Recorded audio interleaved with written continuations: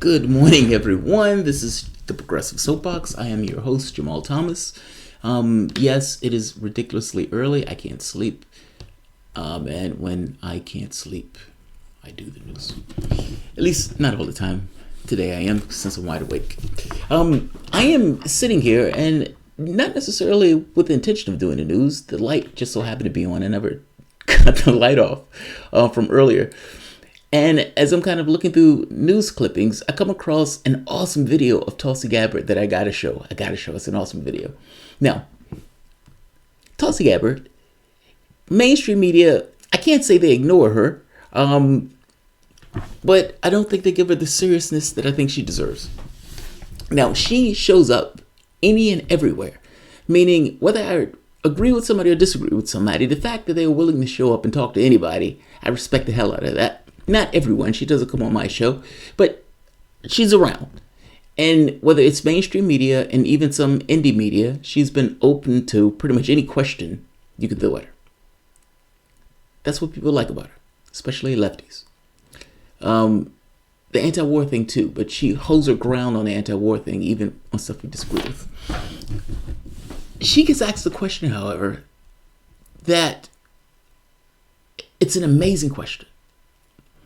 Like, not just an amazing question. It's a question that every lefty in 2016 that stood there and watched their heart beating on the floor as Sanders sat up there and wept as they essentially cheated him out of a nomination. Now, whether you want to say Sanders didn't have a great chance for, whatever you want to say, at the very least, let's acknowledge that they were gaming the system.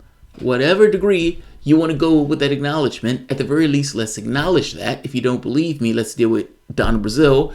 Otherwise, we're back to a whole nother conspiracy theory that it did not take place. Now, if I know that, and I know the organization that did that last time, cynically looked people in the face and said, we are open and honest. We're not cheating. We're being fair and completely impartial in the way that we deal with all of the candidates. When the entire time they knew that Hillary Clinton had control of that edifice. And even before getting control of the edifice, this kind of money laundering that was taking place throughout the states for votes. My point is this. The moment that you know this exists, the moment that you know an organization has gone into court, said we can make backroom deals if we want to make backroom deals, the moment that you know that the establishment itself has been having meetings on how to stop Sanders, when you know that, how do you engage with this organization as if it's not a factor that should be considered a threat? Or at the very least, should not be accepted that they're playing with clean hands in an honest manner, or just in an overt manner, or in a naive manner.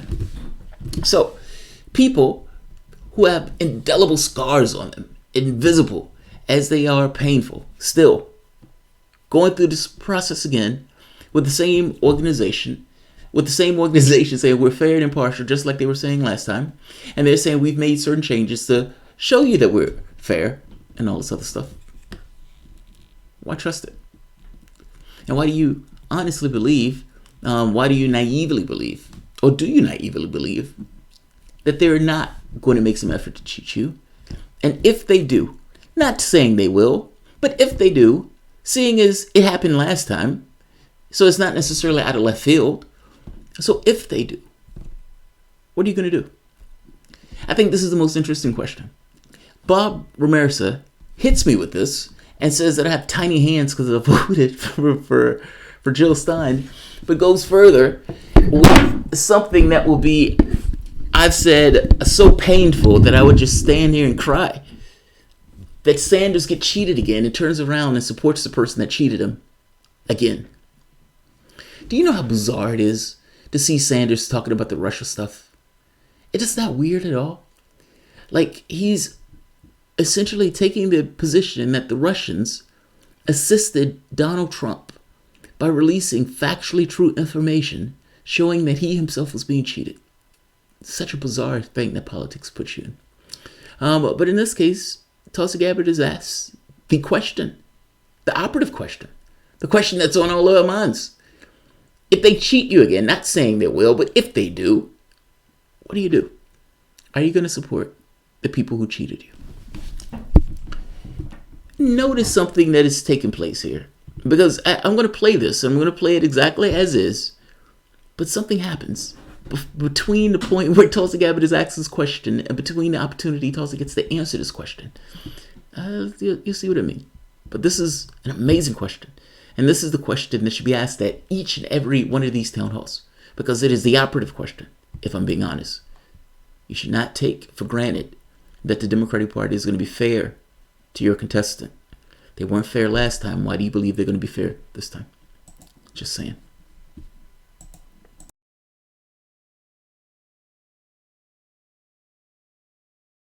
Tulsi, so I wanted to ask you, I shared a video a week and a half ago on Twitter that went viral, and you were asked about being smeared, and you mentioned that most of the smears were from fellow Democrats. And, you know, a lot of us leftists, we felt cheated. And did you hear him? I hope you heard him. He said, you know, he made a video about being smeared, and he said most of the smears were coming from your fellow Democrats.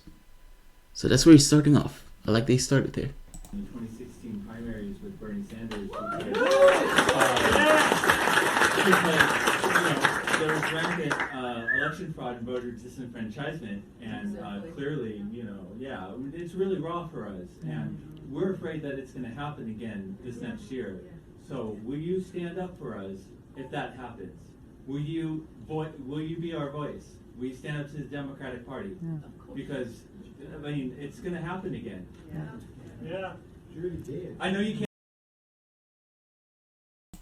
Question is perfect. Question is perfect. Will you be our voice? This is going to happen again.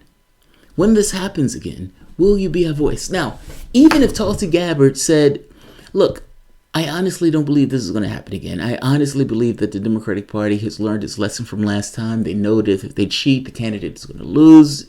You know, like there's ways to deal with this question. But the Lord knows you should deal with this question. It's particularly Tulsi Gabbard should deal with this question. Because of all of the candidates, her and Sanders are decidedly running to the left. Meaning she has thrown caution to the wind on this thing for anti-war. This is a strong lefty position, meaning the anti-war position. And she's ran it unabashedly, regardless of who she was talking to, even when people were skeptical of her position. You're catering to that audience. Even this thing of not taking campaign donations, you're catering to that audience. The Medicare for all and everything else, you're catering to that audience. That audience, specifically that audience, is that guy. It's that guy. You have to answer that guy. All right, let's answer this guy, because I'm dissatisfied with this answer. Let's hear it. I know you have like No, look. No. Look, Let me interrupt. I yeah, want to sure. add something to that. As the head of the Malibu Democratic Club, a lot of what we've been working on in the last year and a half is to bring our Democrats together. Yeah. And we. Who are you? Who are you? Who are you? What do you have to do with this question? What do you have to do with this question? I don't think that gentleman needed any help from you at all in answering that question. He answered the question in its entirety. He had stopped talking at that point, meaning the question had been delivered. Tulsi Gabbard had received it and had started her answer into talking about it. Why are you talking? And I'm not saying that in this kind of sexist way of trying to shut you down. I'm saying that whether you're a guy, a woman, you could be an alien. I don't necessarily care who you are. My thing is that you're a being interrupting a question that was delivered that I can guarantee you half of Sanders supporters wants to know. Why are you interrupting this question? Let's let her continue her uninterrupted diatribe. You know, we can't win unless our Democrats come together. And I'd like to think in Malibu, we're very passionate in Malibu, whether it's a local issue or a national issue. And we used to think that if you opposed us on one issue, you were the enemy. We finally figured out that vigorous debate's good for our country. That's right. Yes. So now the Democratic Club, we like to think, is a tent under which all Democrats are welcome and respected, including vigorous debate. My question for you, which I'll add on to that, is how we know the fight that went on with Bernie and the Hillary supporters. How would you help Democrats come together this time? So you can answer both questions at the same time. You know what would help the Democrats come together? I can answer that question. You don't need Tulsi Gabbard for that. Fall in line. The line starts here. You've lost all levels of legitimacy, meaning this kind of corporate wing of the party. And Alyssa Milano, people have jumped on her, but there is a particular point, with all of the stuff that's going on with these guys trying to attack abortion rights, the notion that they're putting a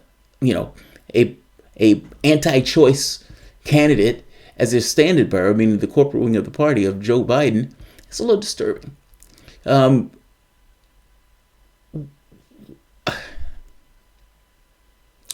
Not cheating helps people come together. Not cheating helps people come together. Representing their interests helps people come together.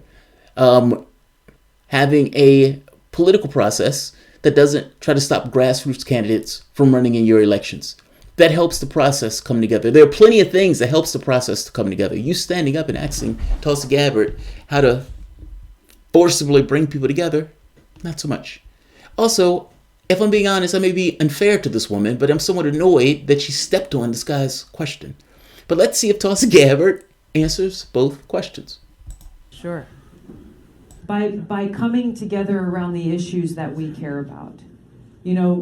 We are seeing in this country far too much divisiveness, too much tribalism, with people sitting in one corner going against those sitting in another corner, whether it be based on political differences, religious differences, ideological differences, racial differences. The issues that we're talking about affect us all.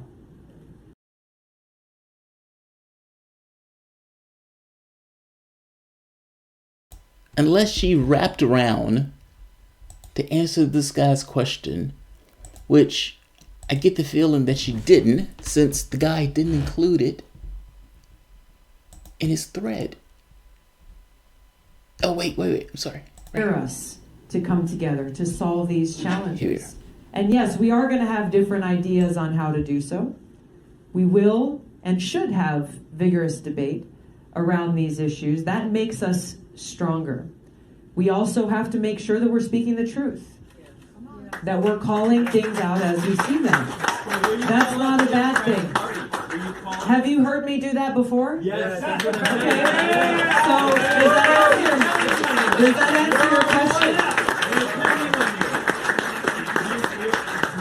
We cannot be strong as a party unless we are working together to forward and champion the policies that serve the people.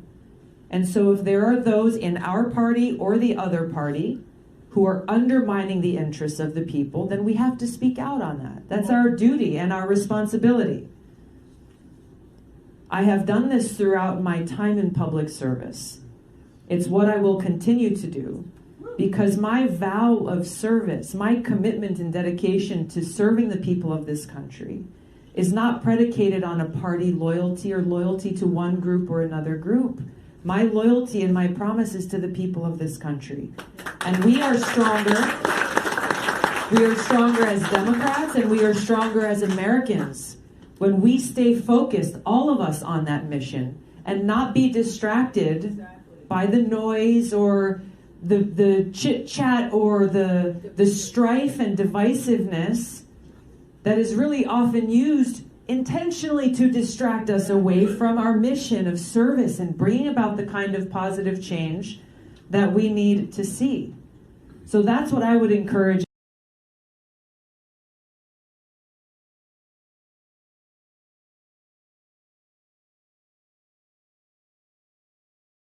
everyone to do, that as we head into this election cycle, there's a lot of candidates who are running for president.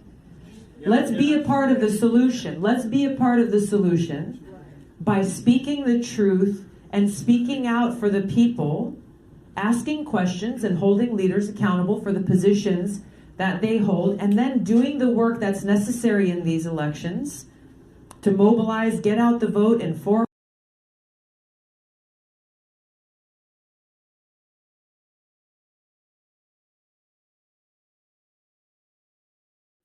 to mobilize, get out the vote, inform voters, to do the work that's necessary, and to shine a light. Look, the DNC requires transparency. We didn't see a lot of that the last time around. They're still not. So what changes that? This is my point. If we can complain about it amongst each other, or we can be a part of the solution. And every single person in this room has a platform.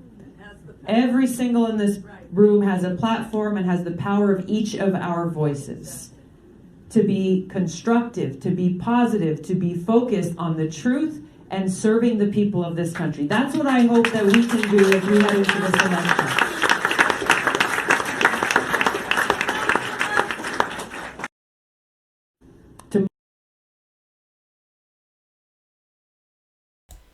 I don't understand why I'm constructed in the way that I am. I listen to that, and that sounds so unsatisfactory to me. I don't know if it's just me. That doesn't sound like an answer. I mean, I would like for the guy to follow up. I got to be honest.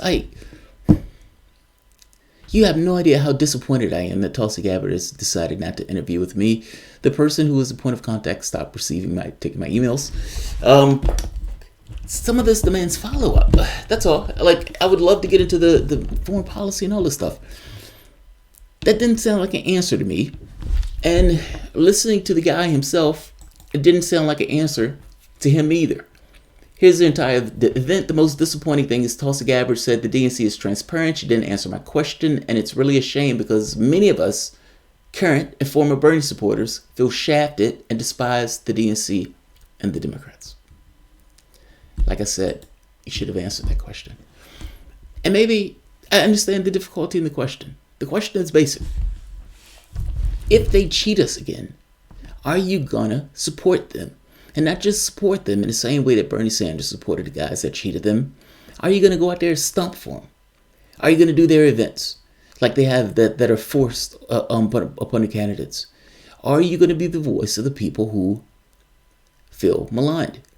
Now, her thing is, yes, it sounded like she said, look, I've did it before. You can trust me to do it again. But then the follow-up is, are you saying that you will not support the Democratic Party if the candidate is shafted and cheated, even to the degree that Sanders was cheated in the last election, and not just not support the party, you will also call that out? I think that's a different question to some degree. But you maybe I heard something different. I'll put the link at the bottom so you can see it for yourself. Look, this is a difficult question, if I'm being honest, especially for candidates to answer. And oddly enough, this only affects the left. So it's one of those things where it's internal politics that matters greatly to people on the left and those that just so happen to voters that you need to get in the primaries, and not getting those voters could cause you your potential place in the primaries. This is kind of like the Brexit conversation. You have half voters, half remain, and you have Jeremy Corbyn who's sitting on the fence, who doesn't necessarily want to pick a pony in regards to where he wants to go because he's going to be hit on the head either way. So you have people in his party who wants to remain, maybe 30-40%, and you have the other part that maybe wants to leave, and you have this other Brexit scenario that's going on for the European elections that they didn't even think they were going to have to run on, and Labour being utterly confused with an utterly ridiculous position on Brexit from the standpoint of their negotiating position. Any position that he takes is going to take a hit. This is kind of where she is on this. If she acts as if there was no cheating, she's going to get hit. If she says that she believes the DNC is going to be straightforward, she's going to take a hit. There's no safe harbor in this question. So don't misunderstand me. I don't necessarily want to feel like I'm being overly unfair to her on this.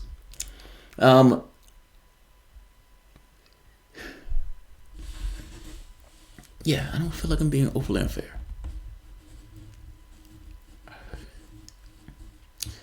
Fact of the matter is, though, she's aligned herself with the Democratic Party. And again, fair enough, it's one of the two major parties in this country. That party took a disastrous policy in the last 2016 election. And that policy, to some degree, is continuing with the Russiagate stuff, which shows the utter absurdity of the position that, by their own standards, Trump is cleared, and they're trying to get obstruction on something that didn't exist. This is where they're going with this. And candidates like Sanders have to back this up in some odd way, which him backing it up again means that he is backing up an organization that cheated him and is saying the Russians were responsible for leaking factually true information showing that that one same Bernie Sanders that's pushing the Russiagate stuff has been cheated. That is so bizarre. And yet, that's where we are in regards to our politics. I found the answer unsatisfactory, even though I understand why. All right, I'll end this because I have no belief that people are going to be up this late or this early. She did an interview with Primo Nutmeg. Why not JT? I don't get it either. Mercedes Cali. I saw that and I thought to myself, how on earth? What do you think of Tiger and Petrosian? When I was younger, I wasn't a big fan of Tiger, and I wasn't a big fan of Petrosian. As I got older, I became more of a fan of him. I didn't have the temperament to sit there and watch a game where the guy strategically choked the hell out of his opponent. But again, as I got older, I developed somewhat of a affinity for it. Like, when I was younger, I used to really enjoy games where, like Tao was a favorite player. The guy, drunk, smoke, had a kidney issue, became world champion with a happy-go-lucky chest that people thought there was no way this guy can ever become world champion. And he beat what would be considered a scientific player, Botnovic, in order to do so. Petrosian, if you look at his games are fascinating sometimes. Like, it's not necessarily always technically precise. It's more so this thought of positional chess. I mean, it's hard to quantify. It's like it's a game where one guy just slowly chokes the shit out of another guy, to the point where the guy becomes defenseless and just have a lifeless body. And those games are fascinating to watch. I mean, it's like force at a distance, if that makes sense. Unless people play, it's hard to explain it. Chess. There's a logic to it that you just find in everything. Like, and I suspect it's not the logic in the game itself per se. It's more so just this kind of principles of life that just replicate itself, at least in our system, where it's somewhat of an adversarial system. Whether you're talking about politics, whether you're talking about law, whether you're talking about our capitalistic system itself, the imprint of it is built into the fabric of how we go about our way. This notion of object and steps to get that object. That's just kind of built into the way we go about our affairs. The difference here is, in chess, the thought of a zero sum. My goal is to win the game. I have a very specific objective in mind, and everything else is subordinate to the objective. You just have minor objectives to get there. That's politics. That's international affairs. That's how we operate. All right, I'll end this. Chess is predictable. Get beyond it and play Texas Hold'em. Chess is not really predictable. I know the thought is that you can get a robot and that robot can, get all of it. It doesn't work that way. I mean, you have situations of calamity that are, like, I give an example. If you ever watch, there are games where Tao is playing other Grandmasters. And as they're playing Grandmasters, the position isn't procedural. Like, it's not, this person makes a move and you know exactly what the other person is going to do. And in those type of games, what the other person is going to do, it changes based on the individual and based on the person. And you can have multiple avenues that don't necessarily have clear lines and clear variations. Those are avenues computers don't necessarily play that well. Human beings tends to play those a little bit better. In fact, it's almost like an intuitive thing. That is not necessarily something that's straightforward, kind of a ballistic game. But, you know, cards, Texas Hold'em. I mean, ultimately, you're still talking about this thing of person A trying to take down person B. Whatever that mode of combat, I think it is what it is, and it all of it have a certain logic to it. I don't know. For me, chess has an elegance about it that I haven't seen replicated. Chess's limits is predictable. There are no limits. Yeah, I mean, nobody who plays chess will say there are no surprises in chess. That doesn't really make sense. If that was true, then that's like saying everyone in the capitalistic system can be rich. Well, of course, that's nonsense. I mean, there's always going to be someone serving the burgers at McDonald's. Human beings are fudgy. I mean, don't get me wrong. Around certain lines, there's a certain predictability with it. Around certain lines, that's the catch. Not to mention, human beings have a tendency to fuck up. Meaning, right off the bat, there's a fudge factor in regards to how it's played. The Texas Hold'em thing, like the card thing, is always somewhat boring to me. The chess thing, not so much. I played in championships at, I don't know what 121 is. Oh, you're saying you rated 1200? Yeah, dude. Oh, at 12. Okay, fair enough. Teach his own. I think jiu-jitsu is similar to chess. Yes, karate is. The way I hear people describe karate, or you know what I mean, just martial arts, it sounds like chess. This notion of not to mention this variation in people playing. Like, in some of the ways, there's some people who are just uber aggressive. Like, there was this cat, he looked homeless, if I'm being honest. Uber aggressive, like obscenely aggressive. Like aggressive to a point where he's international master, and yet he could lose to somebody who's like 1500 because he may fuck up because he's being overly aggressive. But extremely strong. And you have other people, not so much. You know, I've seen, and those variations make differences. Like, they call boxing the sweet science. But again, chess in similar terms. This notion of styles sometimes make the difference, not necessarily strength. Meaning somebody can be stronger, but the style doesn't necessarily play well against the other individual. Like, all sorts of things add into place. This is fucking awesome. I love it.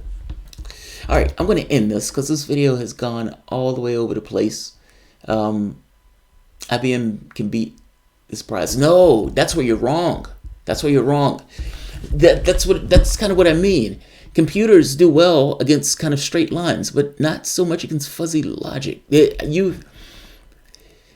I've seen situations where GMs, Nakamura, one of his games where he takes a computer, he gets like 9 queens.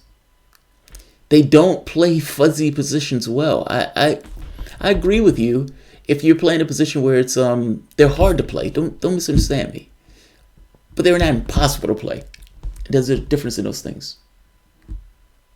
There's a difference. Alright, I'm going to end this. In fact, I'm going to give one game of chess in. I'm just going to cut this at the end afterwards. Now, bear with me because it's nearly 5 in the morning. Where are my things like this? Shit, I fucked something up.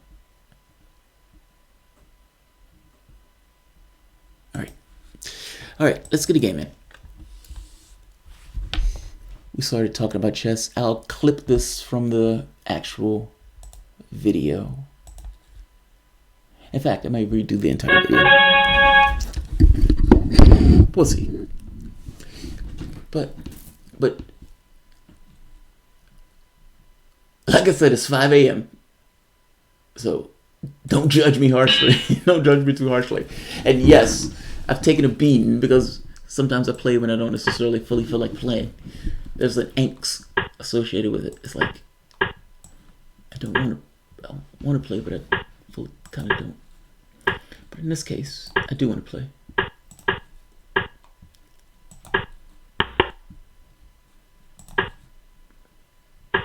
If I lose to a 1500 player, I'm closing up shop. I gotta be honest. That would be a clear indication that God is saying, go to fuck to sleep.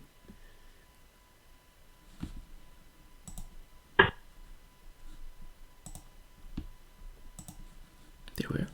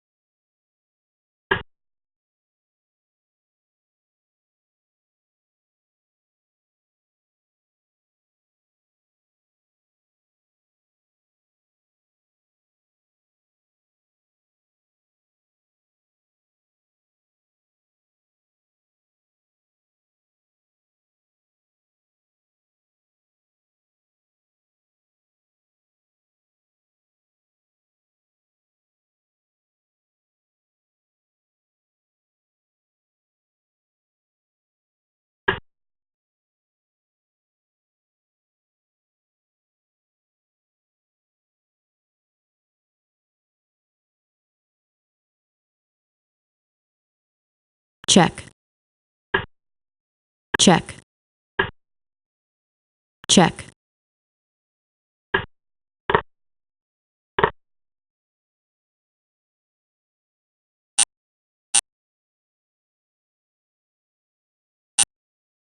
Check.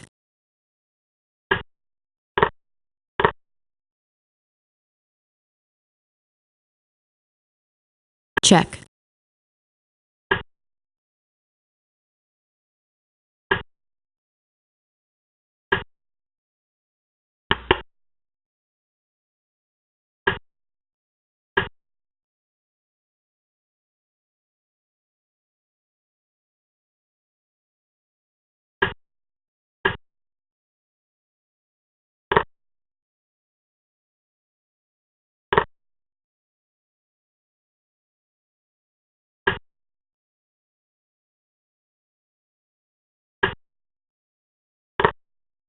Check.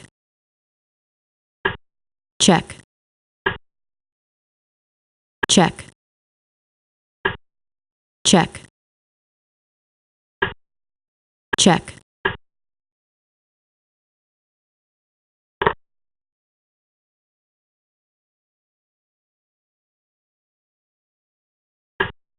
Check. Check.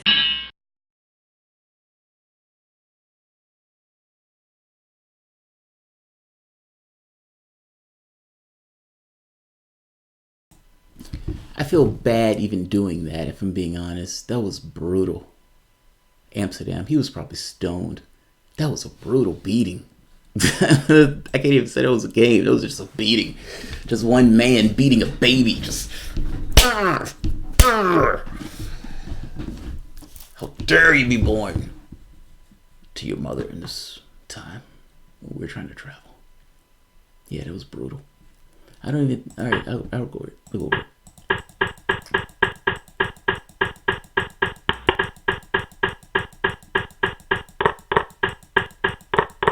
Check. All right, see, right here. All of this is. He had no reason to open up his position towards his king. Or at the very least, the last thing you want to do is to do that. I mean, my king hasn't castled. This king can. Essentially, all of my pieces are lined up against his king. He should have had alarm bells going off.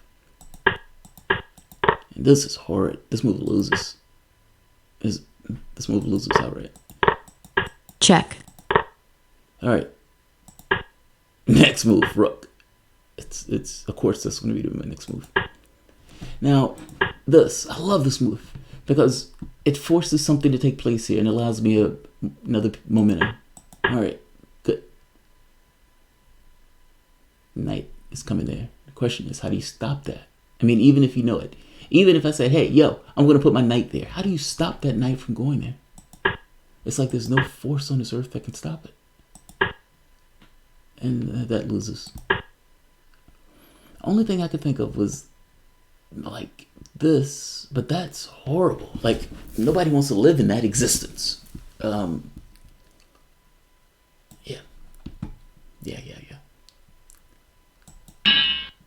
1886. Let's see if this guy does better.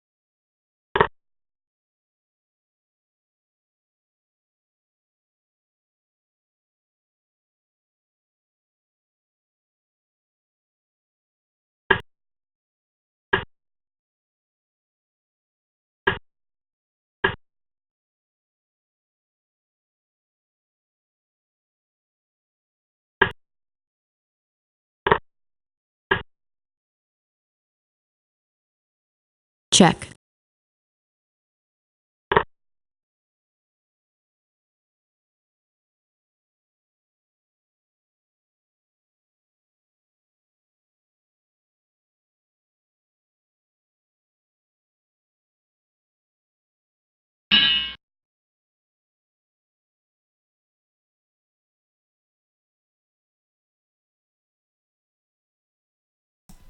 Ouch.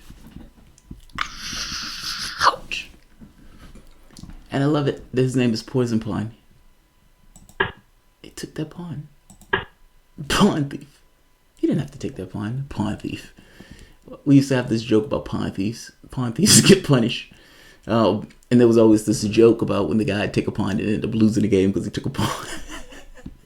It's like that guy paid a lot for that muffler. The move was so strong.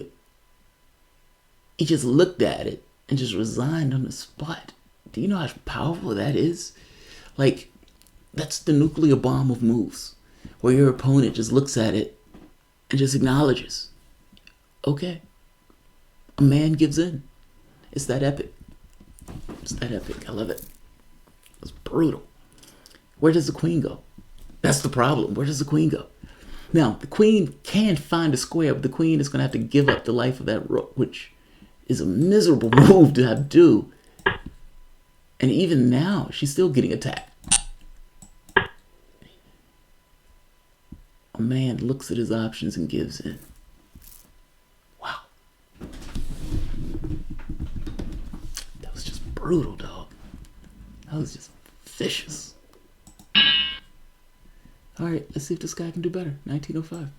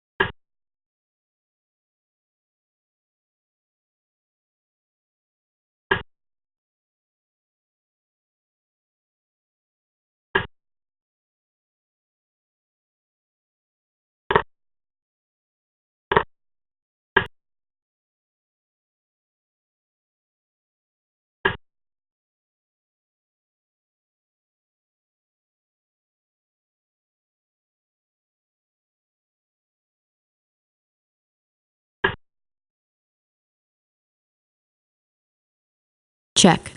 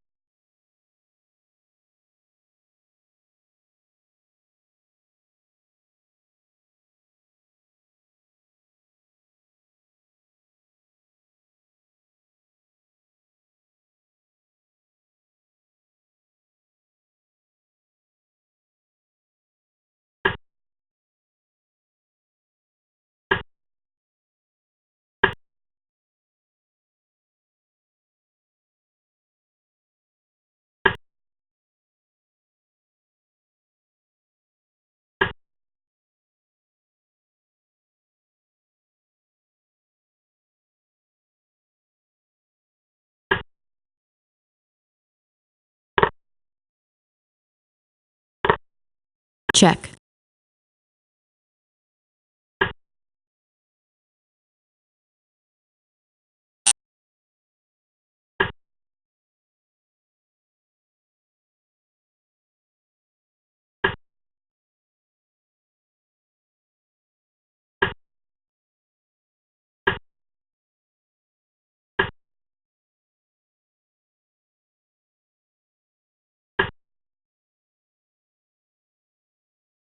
time warning,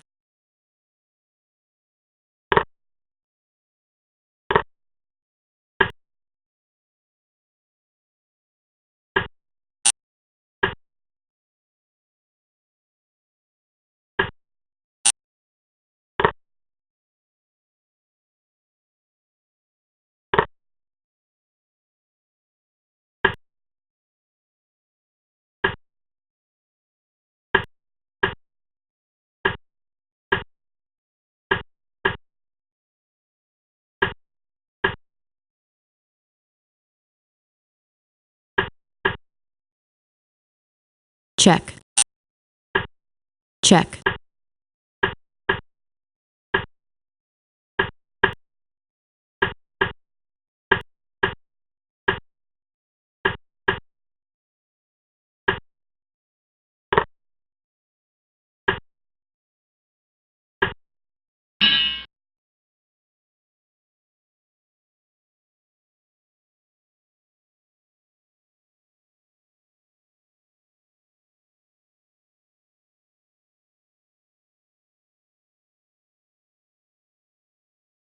I think I won this. I think I won this. H5 was the last move. Yes! Yes! That's how you play this game. That's how you play this game. Just for the haters. Just because I play sometimes when I don't necessarily feel like playing doesn't necessarily mean I can't play when I really want to play. And when I'm in the mood for playing, I fucking rock. I am a fucking weapon. Look at this. This is fucking epic.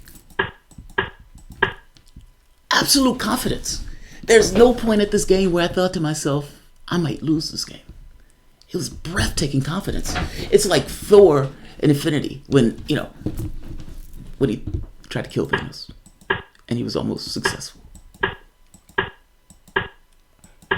Alright. Gucciano piano is what they call it. And if anybody's just joined us, this started off as a regular show. We started talking about chess. It ended up in chess. This is going to be cut out from the actual footage. So if you're live, just consider it a chess cafe. Alright. So solid position on both sides. This bishop here is always a pain in the ass. So sometimes this saves you a ton by pushing that prophylactic move. Alright. This is jockeying for position. Oh, I want that bishop. And it is worth that knight to take that bishop. And it's even worth giving him the double pawns. Now, here's the catch. The double pawns don't necessarily hurt black in this position in the beginning of the game. Because ultimately, it keeps the knight from falling into one of these squares, either on d5 or f5, both of which can be problematic and be pivot points for white to attack. So the pawn here is fine. One catch. If this goes to the endgame and that pawn hasn't been liquidated, that pawn becomes a pain in the ass because that's still a double pawn. So it is worth having that pawn because I want my bishop to reign supreme. Alright. Again, jockeying for position here. I don't want to break this up because I don't want to get rid of the double pawns. So I started working to get outlets for my rook. And I need to find somewhere for my bishop to go. Alright. Position is fine. Let's be annoying. I get what I want. The bishop is unopposed. And the bishop makes itself useful. check, Now, the reason this move takes place is because he's putting a lot of pressure on us, and I don't want my queen having to check, be stuck guarding it. And this wins a piece.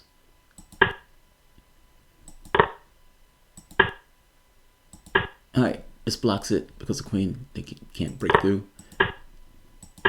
Let's attack stuff. Bolster. Alright, I'm trying to get attacking chances. Now, the catch here is this rook can't go here because the knight is guarding that square. However, this knight is under attack and possibly can be taken, so the only square to get it is this. Now, I'm 15 seconds behind here, and he's attacking me. Alright, this allows check, rear naked choke. Another attack. Alright. This is pin. He doesn't want to take the chance for this getting taken, so. Alright. Those two pawns are going to be a pain in my ass. So it's easier for me to just liquidate those with the pieces. Alright. 12 seconds, 17 seconds. He has 5 seconds. Push. Protect. Protect. My king can't get involved in this. So the only thing my rook can really do is bounce back and forth. 4 seconds down. check, check, Run, run, run. Run like the wind. Run like nothing else matters in life. Run. 2 seconds down. I'm gaining. I'm gaining. And at this point, I am no longer bound by the laws of physics. I am moving faster than the speed of light. Look at this. I think that's a win. I think that's a win. It's, even though it's a 0-0, I make the last move and the time goes off on his. I win that game. Man, it's epic. It's fucking epic. It's fucking epic.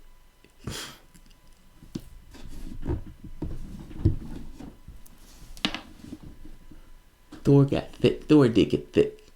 They call him Fat Thor. Thinnest of hairs is right. Tulsi Gabbard is the only candidate I truly believe in. It's sad that she's such an underdog being. Yeah, I feel you, man. Believing is strong. I think she's earnest about the anti-war thing or the anti-interventionist stuff. Which, and I think she also has a good point that, look, unless you're dealing with your foreign adventurism abroad, this notion that you're going to get Medicare for all and this other stuff is nonsense. It's not so much. Yeah. All right, let's play for another.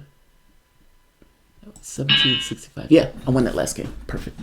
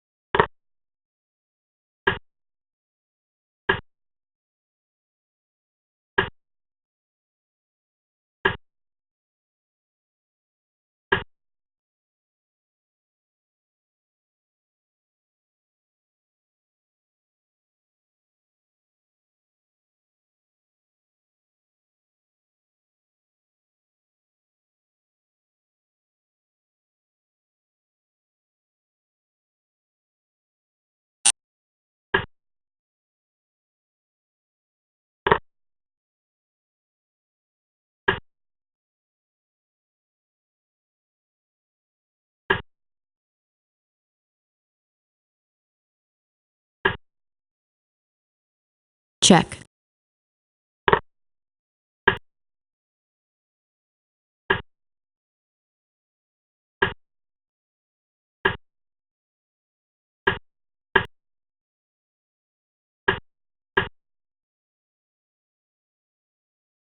Check.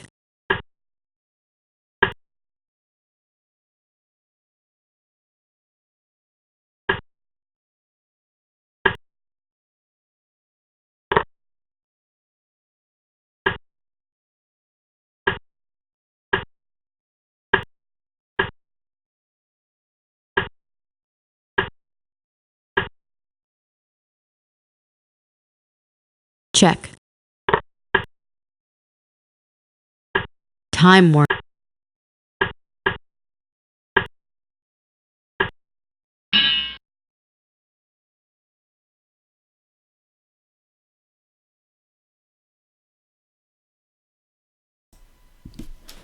Where is he from? Spain? I think this is Spain. Yeah. I've been to your country, dude. You should feel honored to get crushed by me. I don't think the others fully appreciate it. Alright. Gucciana pianism. You see some of the similar themes. One of the main things is not to allow this night in this area. So taking on this particular this weakness is, I would argue, fine for that. Also, it's taking on this weakness with this notion of potentially castling queenside. Alright, this was slightly problematic. This was going to create a pin, not a pin, a fork. So this had to be taken.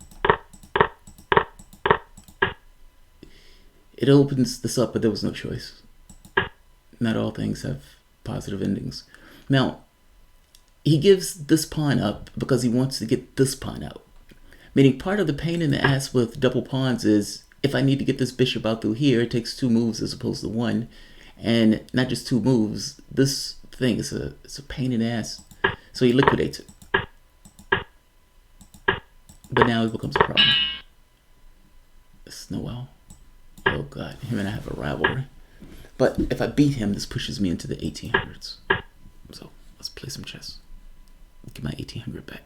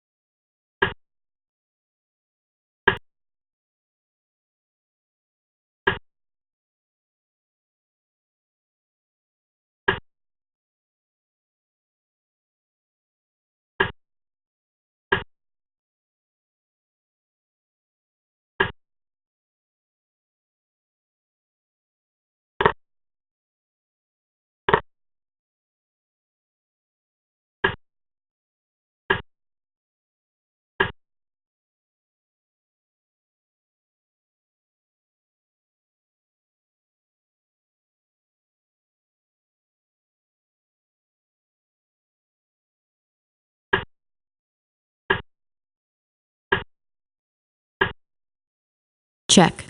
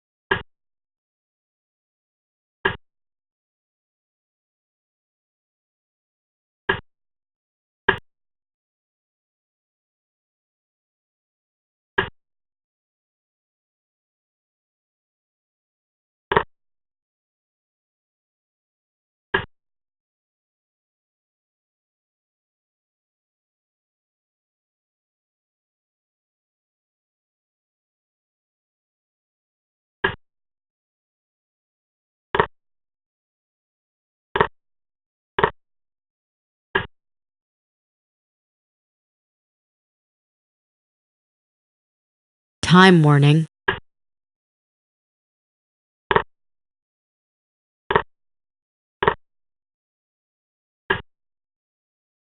Check.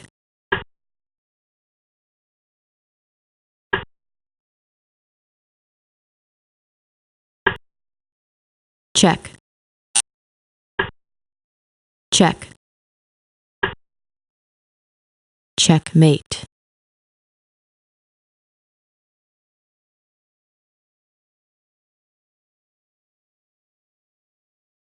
Not only did he stop me from hitting 1800, I missed the fucking move.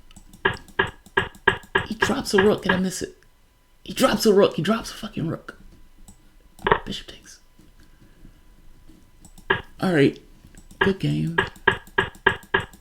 Let's see where it go wrong. Alright. We've seen this in multiple games.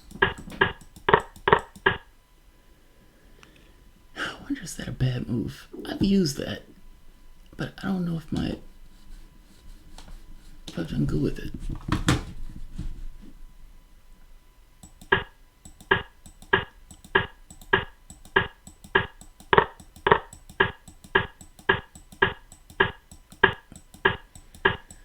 Alright, this was actually really good on his part. Because I couldn't get anything going and I needed the king out the way to get the other rook in. Check. It loses a rook.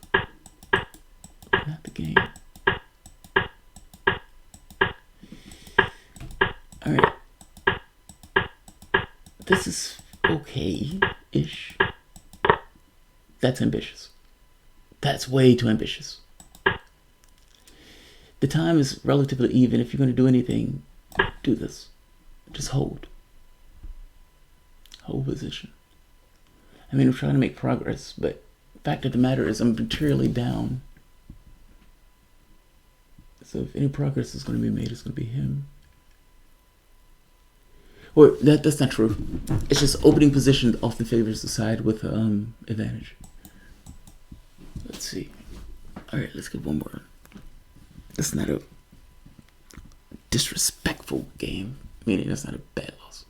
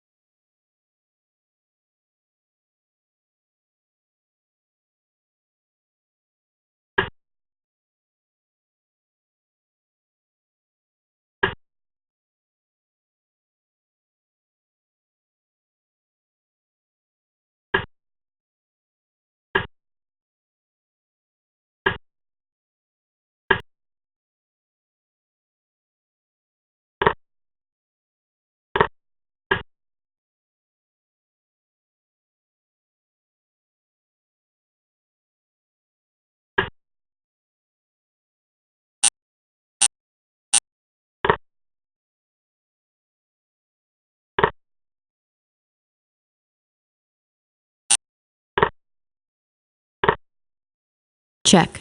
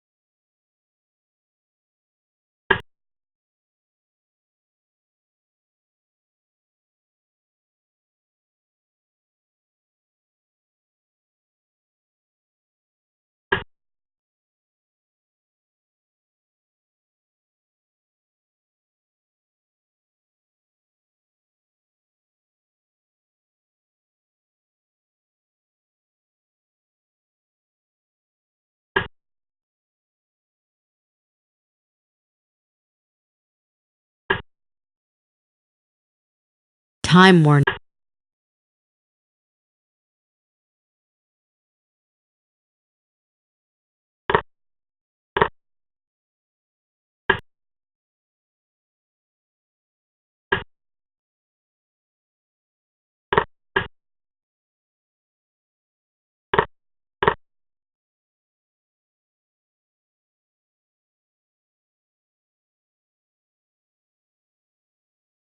check,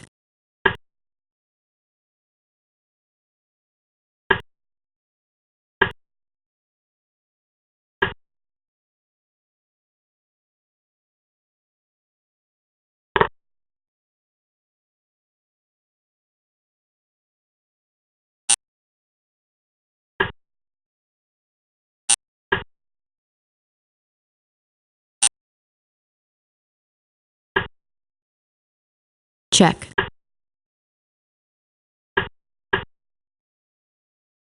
check,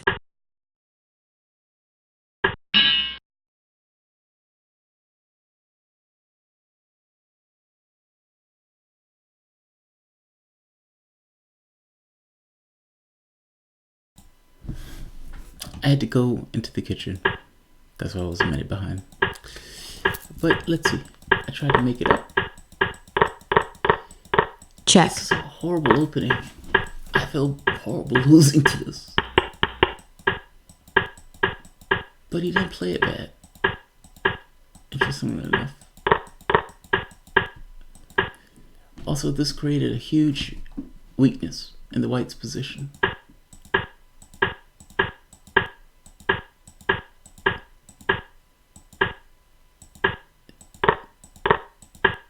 Now,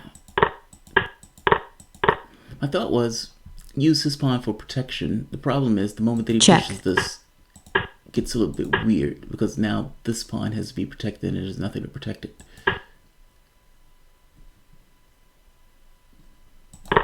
Now, I would give up the 2 rooks for the pair. There's a problem with this. These 2 rooks are somewhat unnatural in the way that they're arranged on the board. This rook doesn't have the capacity to line up with this rook, meaning white, even under best circumstances, is going to be at a loss. Check. Check. Check. And I think that just outright wins. Yeah, that just wins. Alright, let's play one more. I'm here, so I'm at the board now.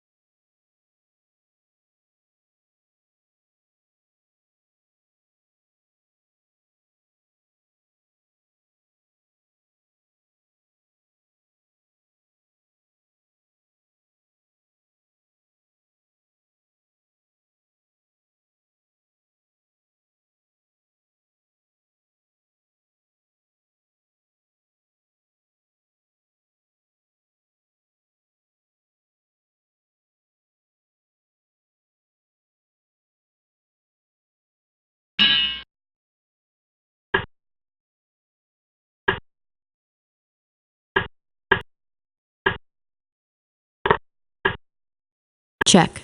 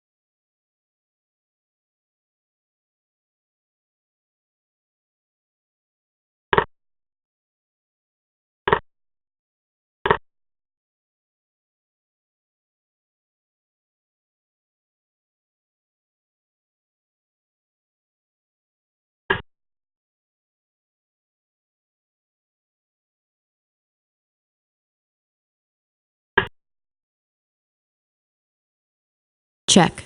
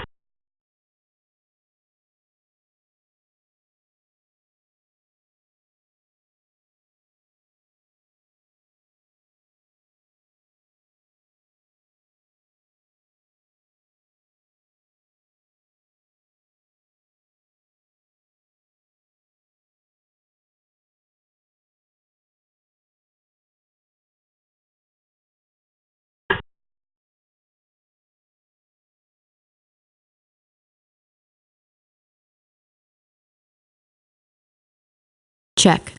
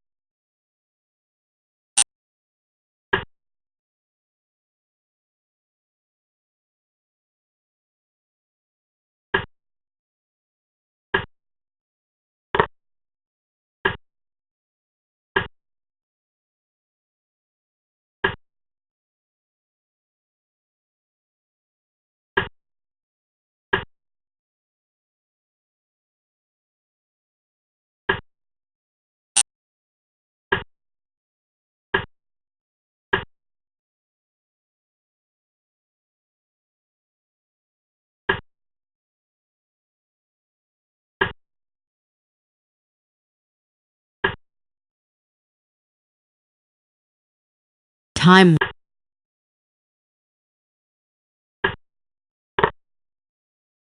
check,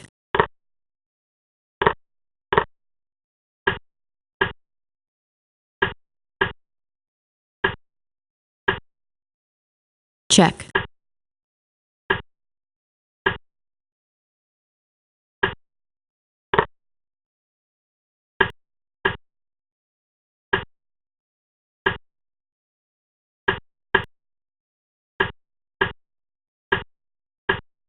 check, check, check, check,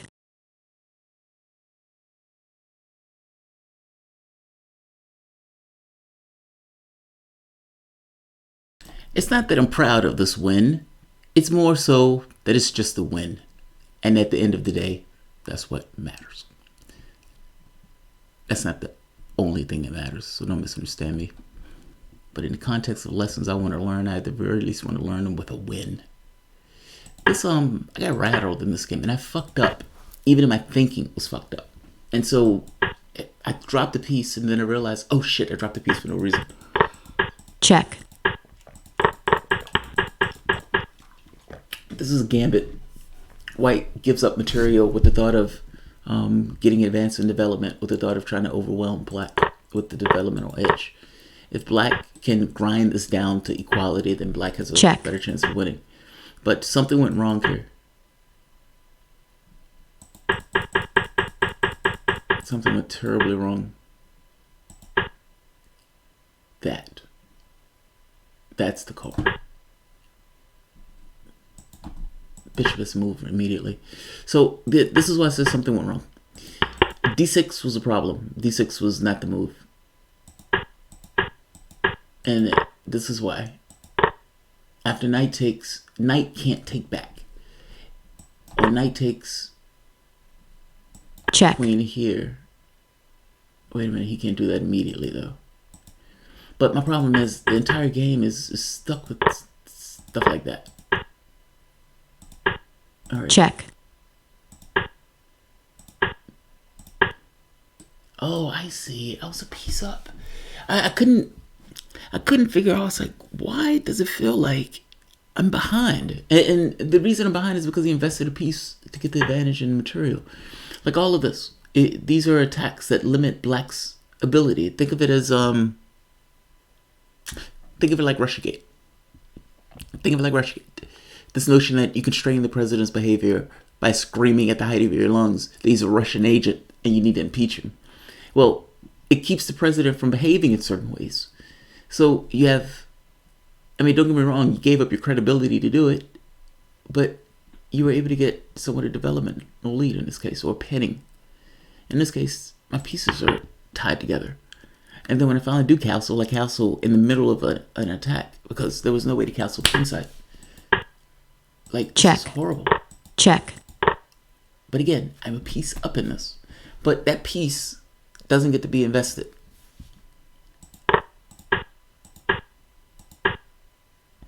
If it wasn't for me being just an amazing player, I would have lost this game.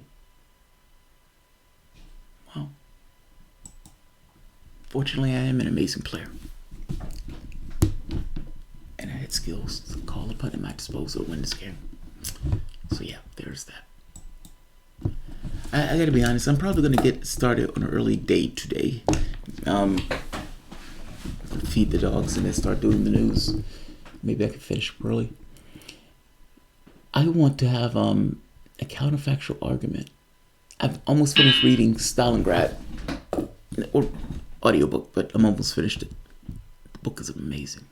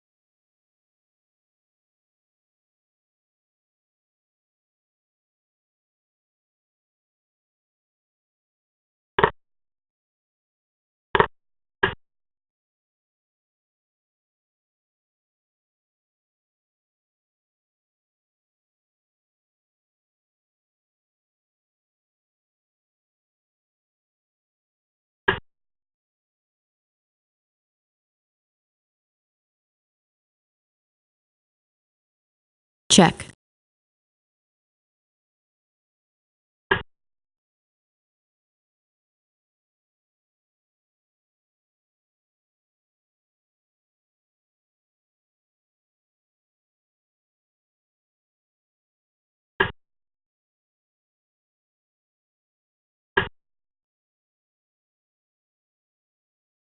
Checkmate.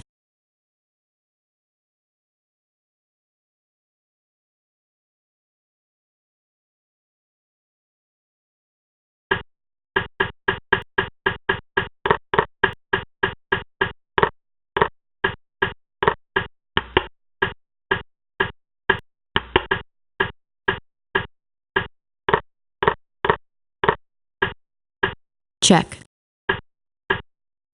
Checkmate.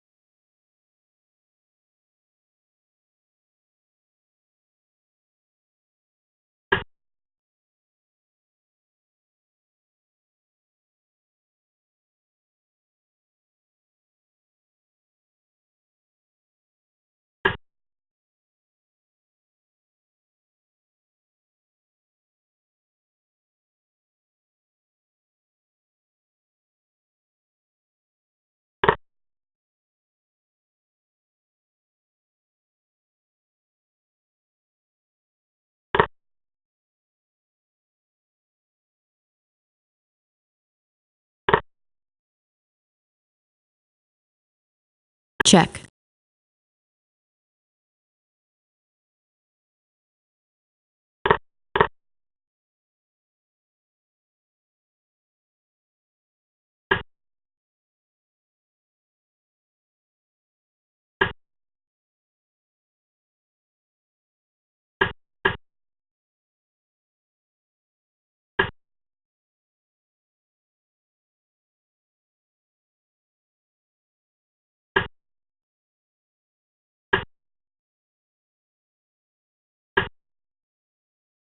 Check.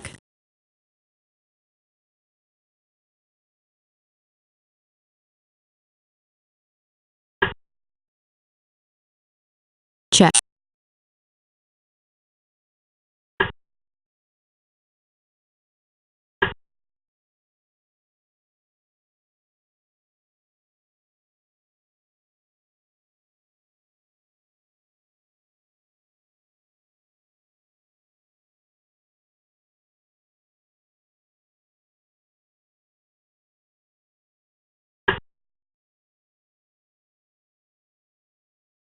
Check.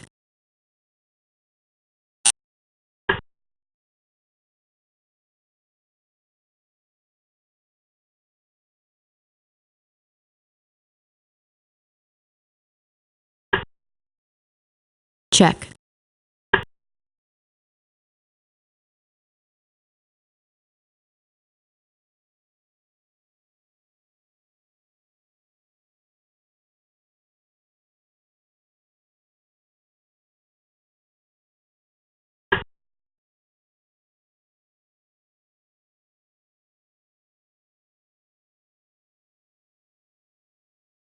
Check. Time warning.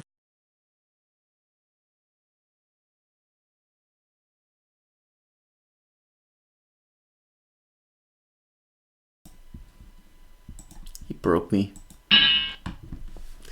He's an international master, so I don't feel too bad about it, but he ripped through me. Let's see what went wrong. Rui Lopez. Alright, so off the top, the knight never got action. This knight was buried for the rest of the game. Effectively, black has pinned a piece down. Alright, this gets into an attack on each wing, but again, black has another problem. This rook can't get involved on the kingside action. Alright, and the question is, how do I make progress? Like, getting this knight out would be progress. Defending this pawn seems to be necessary.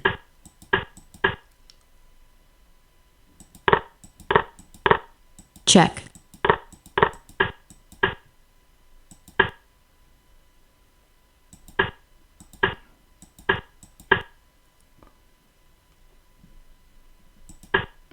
Fuck, that hurts.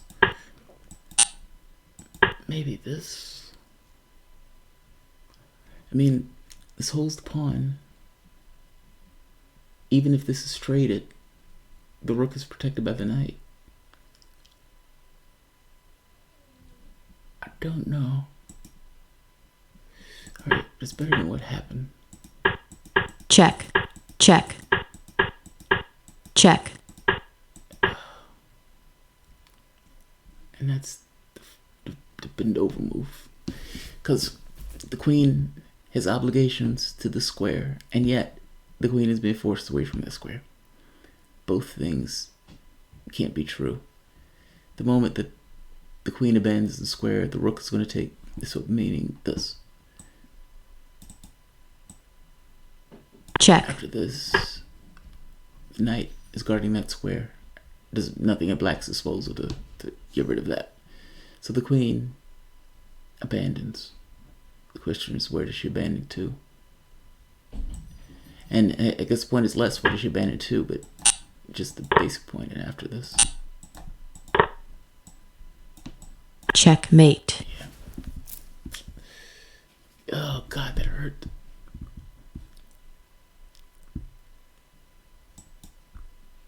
All right, that hurt. That was painful. He's defenseless. He's slapping around. Where's my money?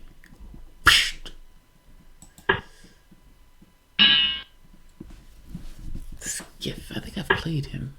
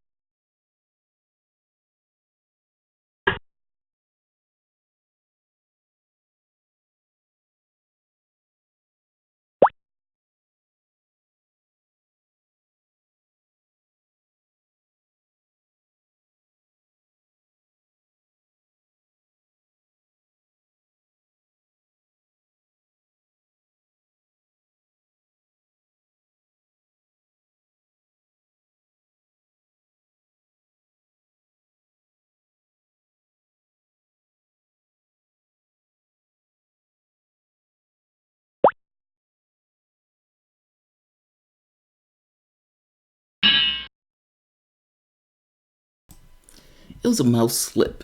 Just fucking mouse slip. And then to compound it, the guy, my opponent, who thinks he's doing something good, doesn't take the piece. Now, understand what I mean. He's trying to be a nice guy and trying to do a take back. I don't play with take backs. Mistakes happen. You know, the soldiers going in for a raid, one guy gets off the helicopter, breaks his ankle on the helicopter pad. Did they plan for it? No. Does it happen? Yes. Napoleon takes a campaign and takes a bunch of other nations with him and tries to take down Russia. And in trying to take down Russia, he ends up getting his squad killed because, you know, like wintertime. I guess my point is shit happens. So it's aggravating in a specific moment. 95% of the times when I move the piece is going to be in the right spot. I can't. Over the cacophony of games that I play, the mouse slips are not going to be an outright appearance within the rating. So a fuck up is a fuck up is a fuck up. It's just aggravating when it happens in the moment. All right, I'm going to end this because there are dog duties that needs to take place right now. So I'll see you guys later because I'm going to start doing the news early. Thanks all.